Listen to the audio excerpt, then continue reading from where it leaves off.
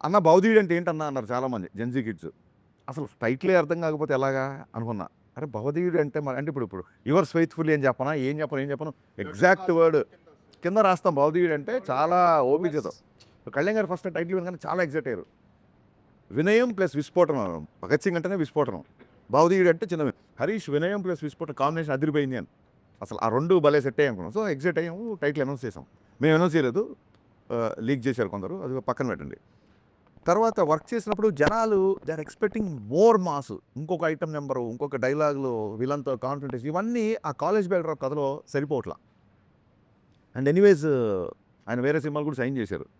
సరే సార్ అయితే కొంచెం స్ట్రాంగ్ క్యారెక్టర్ తీసుకుందాము అని ఈ చూడండి ఒక యూనివర్స్ అనేది ఒకటి కొత్తగా బయలుదేరింది కదా! ఒక 'గబ్బర్ సింగ్' యూనివర్స్ లాగా ఒక కాప్ యూనివర్స్ నుంచి మళ్ళీ అక్కడి నుంచి ఒక క్యారెక్టర్ వచ్చినట్టు అలా ఒక థాట్ ప్రాసెస్‌లో తీసుకొని ఒక పవర్‌ఫుల్ కాప్ అయితేనే మళ్ళీ ఉంటదండి. 'గబ్బర్ సింగ్' అప్పుడే చాలా చెప్పాలనుకున్నాం.